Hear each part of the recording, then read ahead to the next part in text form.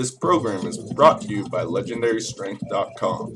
The content found here is for informational purposes only and is not intended as medical advice. It is recommended you talk to your qualified health professional before making any changes to your exercise plan, diet, or prescription medication use. Legendary Strength is not responsible for any claims made during this program. Hey, Logan Christopher back with the Legendary Strength podcast, and in this episode we are continuing where we left off last week with the interview with Thomas Tapp, parkour athlete. So let's dive right into it, picking up right where we left off. So one big thing about parkour is, being able to do it safely. It sort of is a contact sport in itself. Could you give some tips and ideas on what you need to do to make this as safe as possible? Yeah, one of the biggest tips, and it's really simple, is just gradual progression. So if you're looking at doing a move and it's scaring you, like you're really struggling with it and you can't imagine doing it, you probably shouldn't go for it. So start in an area, or start where you're comfortable. So if you're doing a Kong vault, which is where you jump over a ledge and carry your legs through your hands, start off by something you're comfortable with. So most people are comfortable with doing where they just lift their legs up to the ledge. It's kind of hard to explain over the phone, but how's my phone going?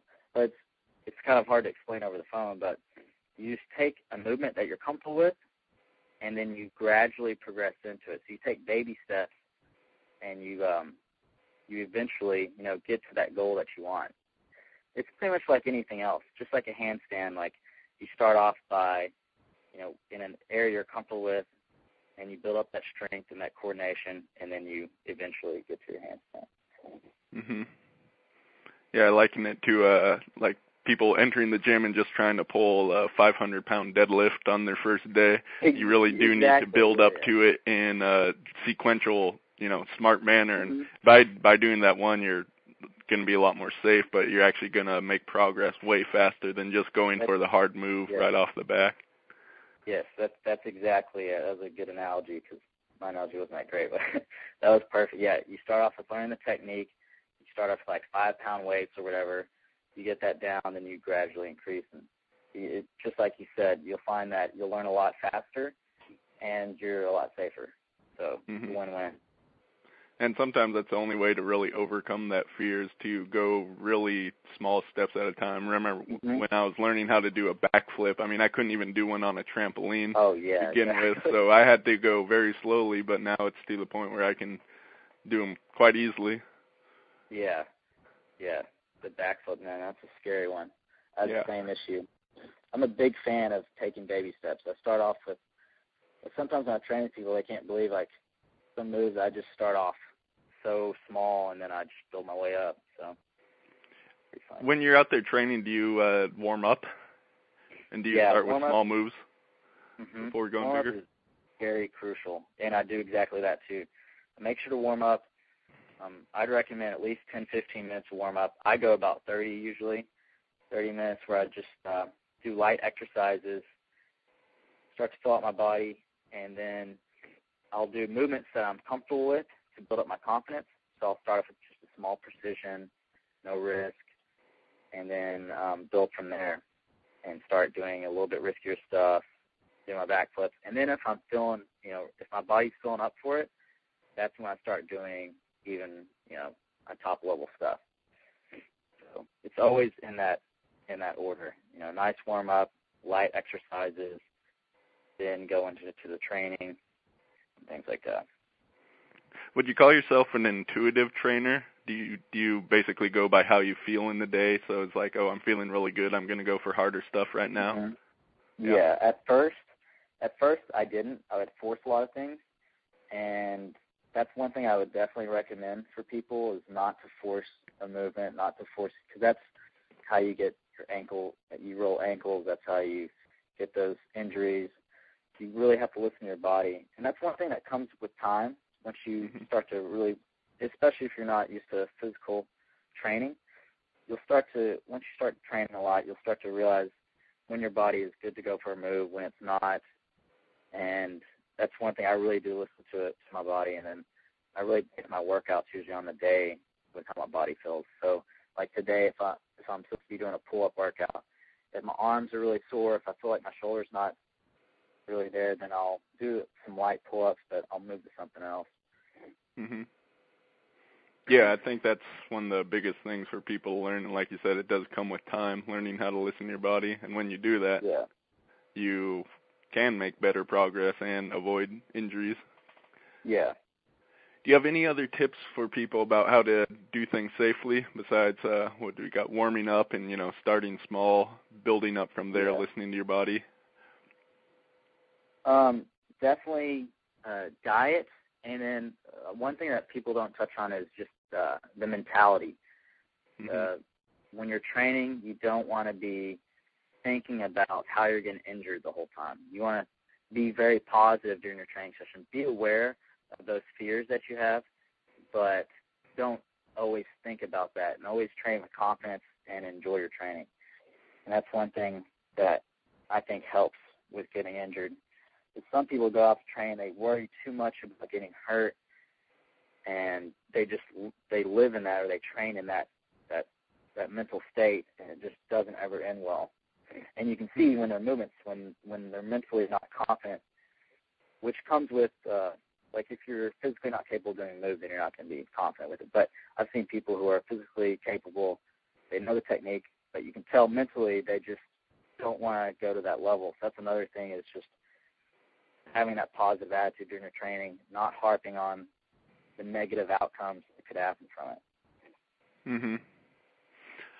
I've noticed with some people, I did some gymnastic training, not as a kid, but as an adult a few years back, and some people would be able to just, first time trying to move, they're able to chuck it and do it really well. Other people, without doing that sort of breakdown and approaching it step by step, couldn't do it, and I'm actually in that second group, unfortunately. Any sort of idea that can help maybe a person go from one to the other? Yeah, no, I've seen that same thing, man. I think I've been trying to figure that out because I have a friend. He's basically like an Olympic gymnast. He went to Penn State, and he's in Cirque du Soleil, just phenomenal athlete. And he's one of those guys that can throw something and he lands it, or he can go for something, he's not going to get hurt. I think one of those is just the way you train. If you've trained in physical stuff all your life, I think some of those, you know your body so well, and you know how to take a fall, that you can recoup, or you can, I forgot the word, you can take a bad fall and, land it or something. It's just insane. Like, his body coordination and body awareness is out of the roof. So I think some of that can be genetics too. And then also his mentality that's another thing. His mentality is just insane. Like, he knows he's not going to get hurt. So that could play a factor too. I'm in the same boat as you. Like, I have to break it down and really, really learn it. So I'm not sure if there really is a way to move from either, category, but I know exactly what you're talking about. Right. But the important thing is you can make great progress regardless of which category you fall into. Exactly. Do you have any other tips on what you do to overcome fear, like when you are trying one of those harder moves, besides, making sure that you're ready for it physically? Yeah. What do you do to prepare yourself mentally? Usually a big thing is ritual. Like, if you do your warm-up, you want to do the same warm-up every time. You want to do the light exercises about the same every time. So you follow this ritual. So your brain is used to going through this ritual, and then automatically, it knows it's ready to do the movements or to go out and do the thing. So if you're constantly not in a ritual, so for example, you wake up in the morning, you drink water, you do your thing. You want to keep a ritual so that mentally that you're used to that ritual. But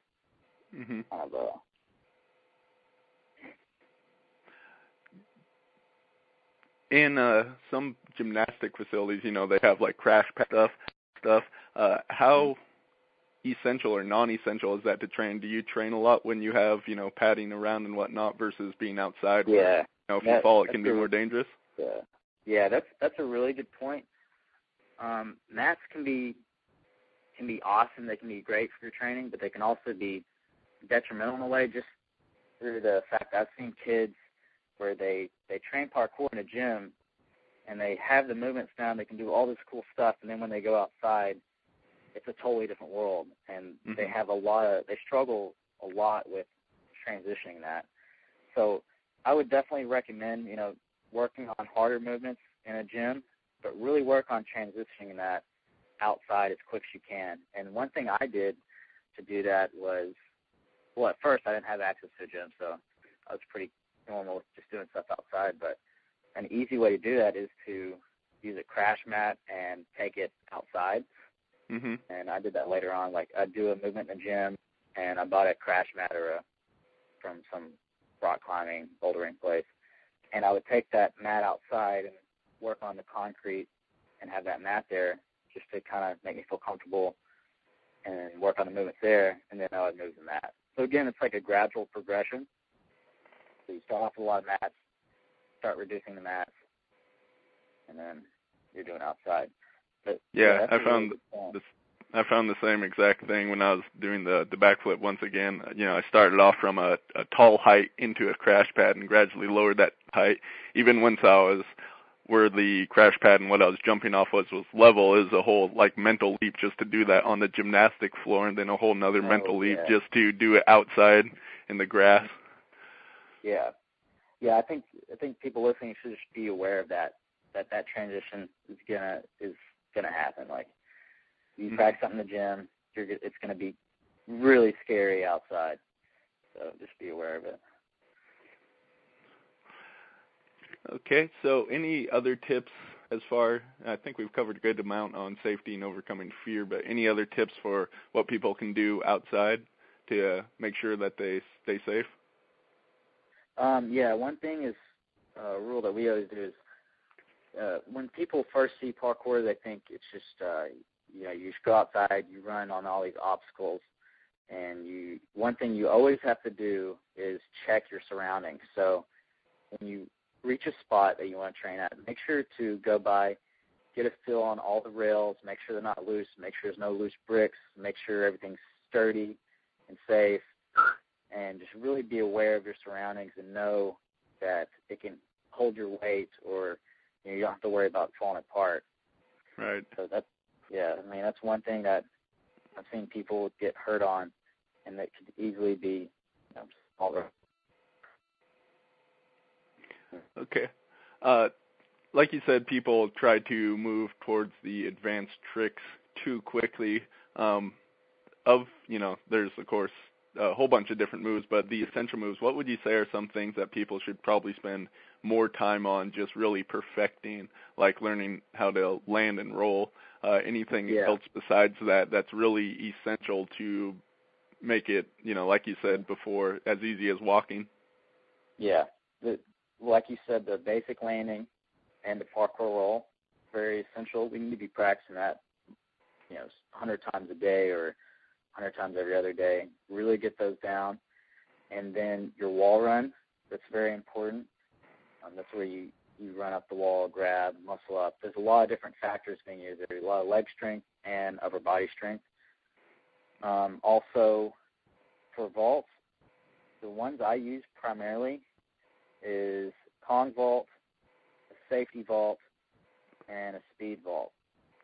And so I'd really drill those three vaults, get them down, because what I like to really train for, especially people just getting into it, you want to train the stuff that you're going to be using if you're in a real-life situation. So the wall run comes in handy, those three vaults, the landing to roll, also your precision jump, so being able to jump from one ledge to another with accuracy. And we just work on that by starting off small again, jumping to a curb, then going a little bit higher, and then eventually going rail to rail, things like that. Mm-hmm. And then just working on your stride. A lot of people don't focus on that, but being able to run to your obstacle without stutter stepping, so you have So you can run to your obstacle that you're going to jump over or that you're going to wall run with all the efficiency that you need. So it's very fast. And go ahead. Do you train going off of both legs for all the different vaults, or how do you do that? Mm-hmm. Yep. You want to train both sides, and you want to train going off both legs. And that's one thing I didn't really do at the beginning of my training until I was able to train with some of the founders. And one thing they really focus on is getting both sides. So if you're doing your speed vault, usually you're going to go to one side. You want to train both sides. Yeah. Okay. Are there any tips you can give as far as how to measure progress, or are you trying to, just increase the amount of reps you can do with a certain thing, or do you always just look for bigger or harder tricks or longer leaps? Yeah. It depends on what your goals are. For me, when I first started, and I've gone away from this, but one of the things I did, which I think a lot of people do, and it's a mistake, is you watch other people's YouTube videos and you're like, oh man, he just did that move. I need to be able to do that move. And so you end up chasing these other people's movements when really you should just focus on your own training. And, you can learn from them, but don't make that a priority where you're constantly trying to one up or, chase their moves. So it really depends on your goals and, what you really want out of parkour. Yeah. On average, I guess this is also, some people seem to make really fast progress depending on if they have a good foundation. Other people take longer. But any sort of general ideas you can give about how long should someone stick on working like a specific trick or whatever they're going for before moving on to something more difficult? Yeah. It's a tough one because it pretty much depends on the person. Mm-hmm. But usually I like to focus on something for about a month or a week and really have it down depending on the move, but usually about a month and things like the backflip, man, I still want to perfect that even more. So it's like some things will take years of training and developing. So depending on the move that you're doing and then, of course, the person that's doing it. Yeah. Do you find that sometimes you like to do just, work something over and over again, then other days, maybe the next time you come back, you just try a harder version of it, that you go sort of back and forth between? I mean, what I do with a lot of body weight exercise and lifting is I work with different loads, so a similar sort of concept, sometimes doing easier ones, sometimes doing harder. Yeah. Yeah, it's kind of like when I would work on my cork, that's a flip that you do. You do like a 360 spin with a kind of like a gainer, almost like a cheat gainer. But I would work on my cheat gainers for a long time, just a lot, and that's like an easier flip. And then I would work on my cork a little bit and kind of go back and forth with that. I mean, it's kind of similar, a little different, but yeah, I definitely like to mix it up, like you're saying, where you go. Kind of like doing mixing, heavy loads, and then you do a bunch of light reps. Yeah, and I do that with some of my basic training too. For example, I'll work on like endurance training, so I'll hold a horse stance for several minutes or something, and work on that. So one day I'll just do several holds like that, or hang on a bar for as long as I can, and I do that about once a week or so, and then the rest of my workouts are usually explosive training where I'm really building up that explosive strength. Yeah, that makes sense. Could you describe some of the, I guess, biggest mistakes you made early on in your training that you'd like to pass on to other people so they don't have to make them? Yeah, I got one, and we kind of touched on this earlier, but don't go too big at first. Like the first thing I did was, jump off my house. You don't want to do that.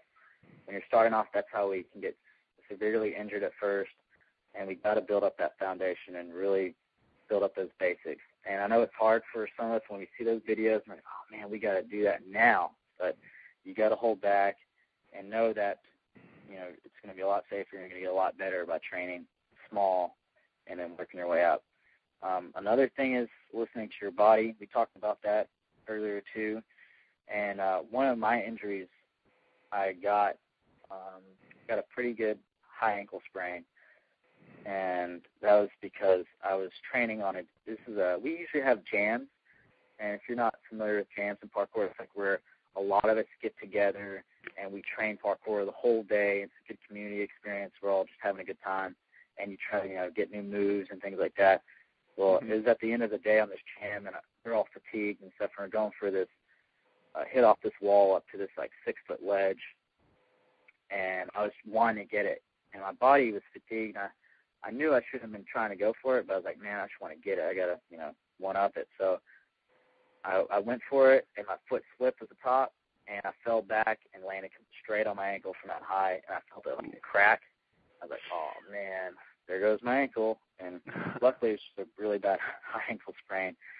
But listening to your body and knowing that, when you reach that fatigue point, you probably shouldn't do risky things. You can still train, but do it at a low, safe level. Mm-hmm. And also, just if you're not feeling a move, so I learned from one of the founders too, and I got another ankle injury because of this. One thing I've always been afraid of is trampolines, man. I don't know why I don't like trampolines that much, but I was working for this halftime show. Have you ever seen those guys who do aerial dunks, or they hit off the mini tramp and do these crazy dunk flips or whatever? Well, I was working with one of the halftime show guys. He was like the old Mavs man. He was showing us kind of how to do this mini tramp work, and I was so scared of doing it. I never felt comfortable while I was training there, but I didn't want to let that stop me from doing it. So I thought it was a good opportunity. But I should have listened to my instincts there and not have been training it, because during one of my basic moves, I was going to do a front flip and try to dunk. But I went straight up, did the front flip, but I missed the landing mat. One foot landed on the mat, one foot didn't, and it just popped my ankle out of socket, and just it was stuck to the side for a while, and I had to wait 3 hours, to get pulled back in place. I was out for about 6 months. But I should have just listened to my instincts on that. So if for anyone listening, if you're ever in a situation where you don't really feel comfortable with the move, there's always another day. You can always, you don't have to force yourself to go for a move. You can put it to the side and, build it up later. And if you start to feel it the next day, then, go for it. But always listen to that.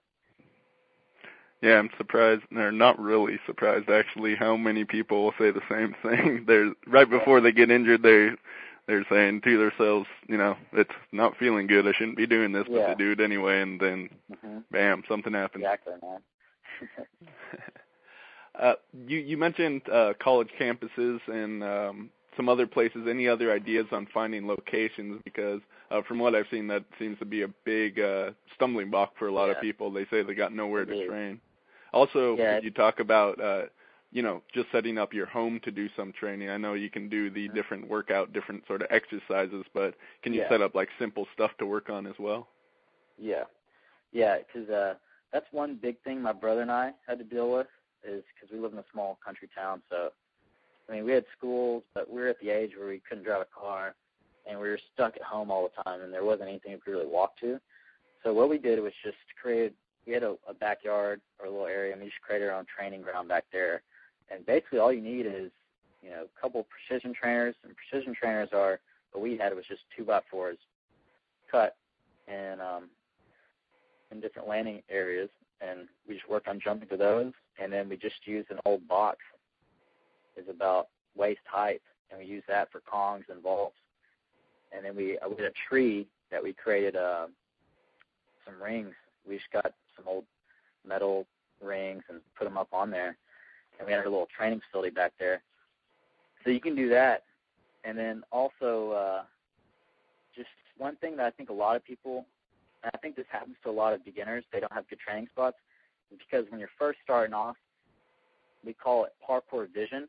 You don't really have your parkour vision. So you can walk by some really cool spots. And I noticed this later on, like some spots that I could have trained in my hometown were really good, but I just never saw it because I wasn't aware of it. And that's one thing I think a lot of guys at time, like early in their training, is they don't have that parkour vision, and that just comes with training, getting used to it, and also being creative.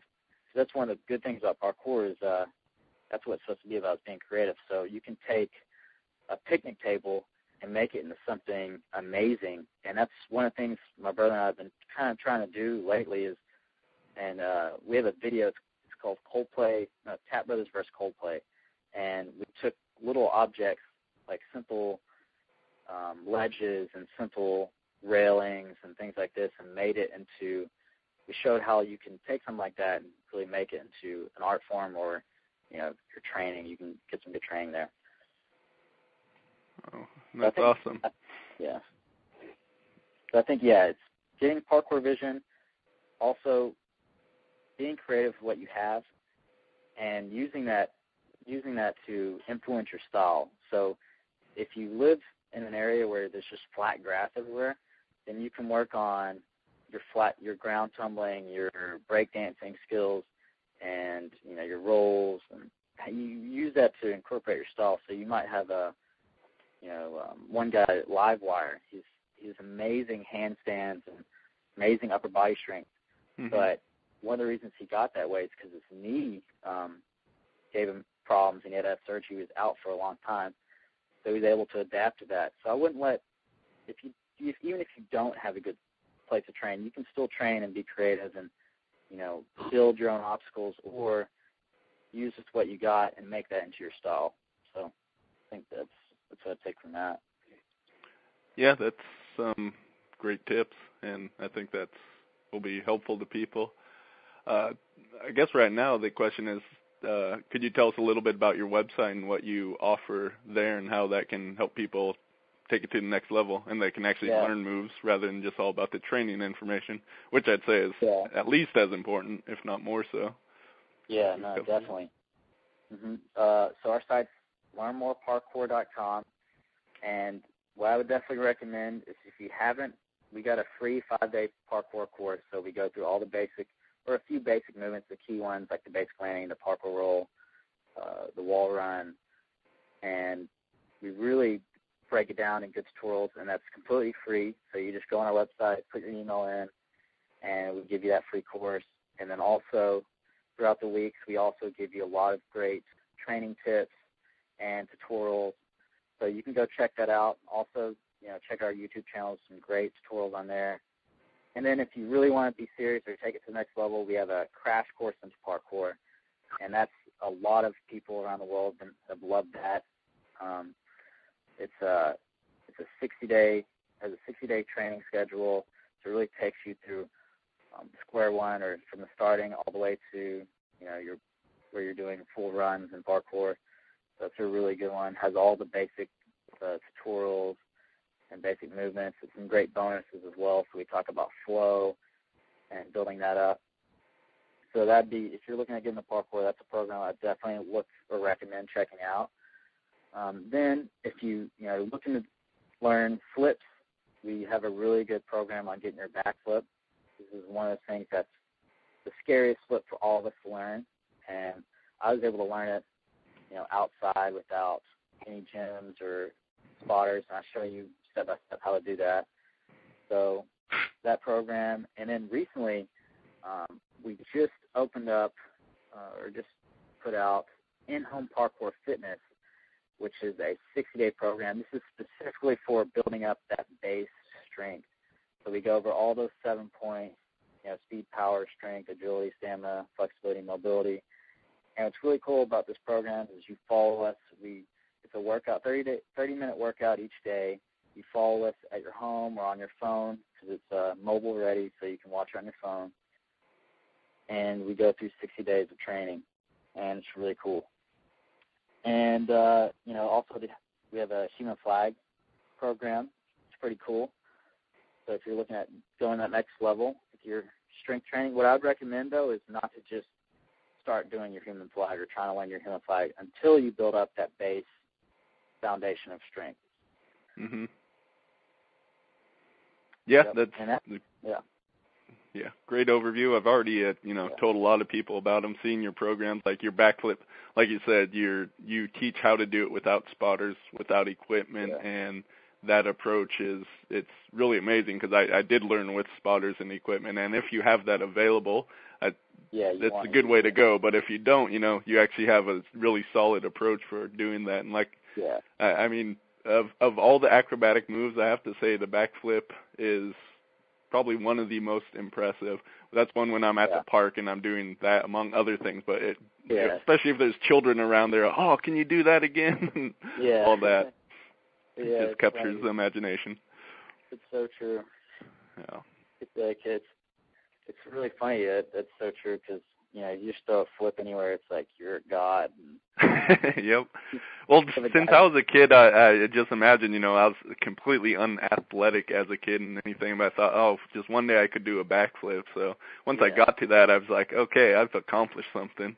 Yeah, it took a lot of work, but it was well worth it. Yeah.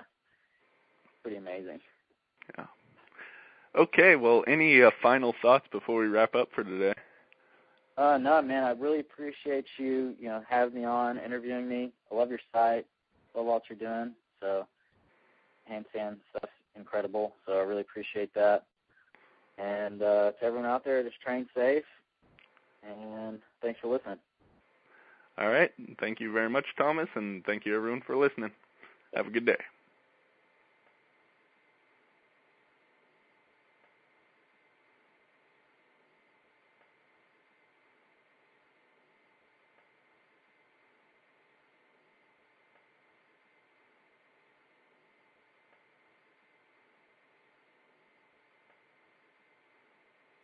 Hey, thanks for listening. I hope you got as much out of this interview as I did.